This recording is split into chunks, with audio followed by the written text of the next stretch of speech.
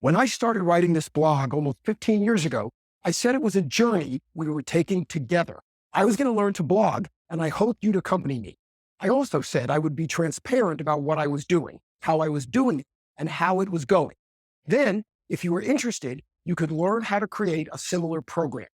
I usually write about many things that interest me, from branding to technology to marketing to philosophy to travel.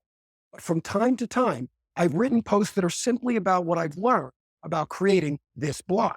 I've tried to share my experiences, successes, and failures, the metrics of my work, the various technologies I've used, and the different people and resources that have helped me along the way. Again, my fondest wish is that you found these posts interesting and instructive. Today, after writing and posting over 800 blogs, I decided to share this information again. I do this to give you insight to how I do what I do and to help you create your own outreach program. I do not have any connection to the products or companies I'll discuss, and I don't earn affiliate fees or commissions by recommending them. They are simply the tools I use to produce and distribute this blog. I write the blog on a MacBook Pro laptop using Microsoft Word. I recently subscribed to Grammarly and have been experimenting with that app to improve my proofreading and editing. Right now, the jury's out. I'm having a love-hate relationship with the AI editor. Once the blog is written, I transfer the text to my iPad and an app called Prompt Smart Pro. It's the teleprompter program I use to read the blog for the videos. The great thing about Prompt Smart is that it's voice activated, moving the type along at the same pace that I read. At first, I had trouble keeping it scrolling in time to my read, but eventually I realized that the app couldn't hear me from the distance I was standing.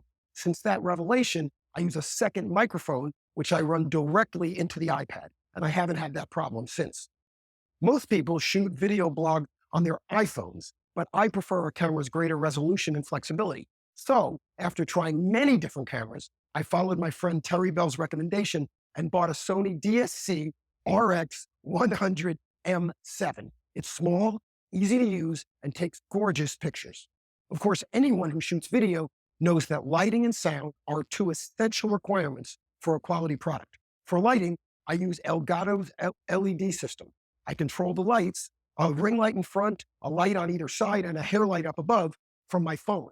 Together, they create bright, even, and endlessly adjustable light. And thanks to input from my friends Brian Walter and Carl Ulrichs and a lot of trial and error, I finally got the lights set up correctly.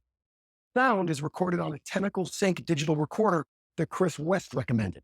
I always use this little device, from recording musical performances to documenting my stage presentations.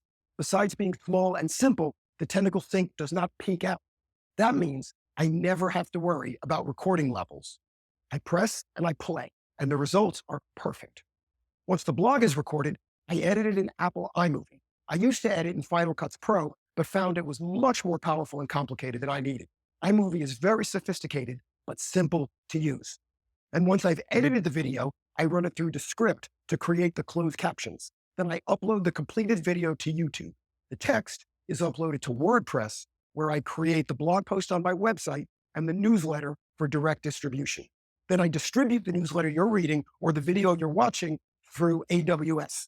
Finally, Anna Polyakova and Scott Cabrera upload the post onto Facebook, LinkedIn, Instagram, and Twitter. Those social media sites, plus my email list, give the post access to almost 300,000 potential readers. We then monitor all the distribution points to ensure we capture all the replies and respond when appropriate. I constantly experiment with new ideas and technologies to see which works best to build a blog. And I also write about different ideas in different ways to see what generates the most interest and responses. But most of all, I'm constantly looking at the metrics and the statistics, and I'm very happy and thankful that you're reading my writing. Thank you.